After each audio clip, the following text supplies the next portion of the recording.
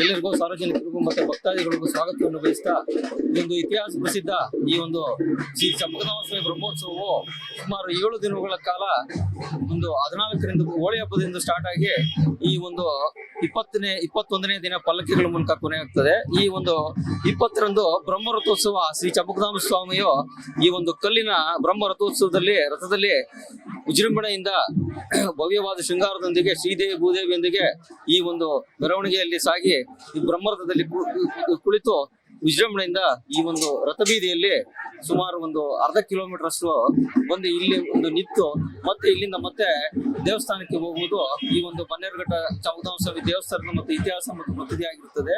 ಇಲ್ಲಿ ಸಾವಿರಾರು ಭಕ್ತಾದಿಗಳು, ಲಕ್ಷಾಂತರ ಭಕ್ತಾದಿಗಳು ಬಂದು ಈ ಒಂದು ಬ್ರಹ್ಮರಥೋತ್ಸವದಲ್ಲಿ ಮತ್ತು ದೇವತಾ ಕಾರ್ಯದಲ್ಲಿ ಪಾಲ್ಗೊಂಡು ಎಲ್ಲ ಭಗವಂತನ ಕೃಪೆಗೆ ಪಾತ್ರರಾಗಿ ಎಲ್ಲರೂ ಈ ಒಂದು ಭಕ್ತವೃಂದದಲ್ಲಿ ತಮ್ಮ ಒಂದು ಶ್ರದ್ಧೆ ಮತ್ತು ನಿಷ್ಠೆಯಿಂದ ಭಾಗವಹಿಸಿ ಎಲ್ಲ ಒಂದು ಭಕ್ತಾದಿಗಳು ಪುನೀತರಾಗುತ್ತಾರೆ ಎಂದು ನಮ್ಮ ಒಂದು ಈ ಒಂದು ಗ್ರಾಮಸ್ಥರ ಪರವಾಗಿ ಮತ್ತು ಗ್ರಾಮದ ಪರವಾಗಿ ಎಲ್ಲ ಒಂದು ಭಕ್ತಾದಿಗಳಿಗೆ ಸ್ವಾಗತಿಸುತ್ತಾ ಈ ಒಂದು ಊರಲ್ಲಿ ಈ ಭಕ್ತಾದಿಗಳಿಗೋಸ್ಕರ ಅನ್ನ ಸಂತರ್ಪಣಾದಿಗಳು ಮತ್ತೆ ಎಲ್ಲ ಒಂದು ರೀತಿಯ ವ್ಯವಸ್ಥೆಗಳು ಮತ್ತೆ ಹಸಿದವರಿಗೆ ಒಳ್ಳೆ ರೀತಿ ಊಟ ನೆರಳಿಗಾಗಿ ಎಲ್ಲ ಒಂದು ವ್ಯವಸ್ಥೆ ಮತ್ತೆ ಎಲ್ಲಾ ಕಡೆ ನಿರ್ಮಜ್ಜಿಗೆ ಮತ್ತೆ ಪಾನಕಾಯಿ ಕೋಸಂಬರಿಯನ್ನು ವಿತರಿಸಿ ಈ ಒಂದು ಚಂಪಕಧಾಮ ಸ್ವಾಮಿ ಭಕ್ತಿಯಲ್ಲಿ ತಲ್ಲೀನರಾಗಿ ವಿಜೃಂಭಣೆಯಿಂದ ಒಂದು ಆಚರಣೆ ಮಾಡಿಕೊಂಡು ಒಂದು 1000 ವರ್ಷಗಳಿಂದ ಬರ್ತಾ ಇರ್ತಾರೆ.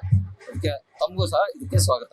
ಚಂಪಕ ಸ್ವಾಮಿ ಜಾತ್ರೆ ನಿರಂತರವಾಗಿ ದೇವರ ಆಶೀರ್ವಾದದಿಂದ ಚಂಪಕ ಸ್ವಾಮಿ ದೇವಸ್ಥಾನದ ಸಮಿತಿಯ ಅಧ್ಯಕ್ಷರಂತ ಜಯರಾಮ್ ಅವರು, ನಮ್ಮ ಕ್ಷೇತ್ರದ ವಾರ್ಡಿನ ಕ್ಷೇತ್ರ ಅಧ್ಯಕ್ಷರಂತ ರಾಜಶೇಖರ್ ರೆಡ್ಡಿ ಅವರು, ಗೌರವಾನ್ವಿತ ಬಾಬು ಸಿಂಗ್ ಅವರು, ಎಲ್ಲ ಸದಸ್ಯರುಗಳು ಬಹಳ ವಿಜೃಂಭಣೆಯಿಂದ ಜಾತ್ರೆಯನ್ನು ಬಹಳ ಯಶಸ್ವಿಯಾಗಿ ಮಾಡ್ತಿದ್ದಾರೆ.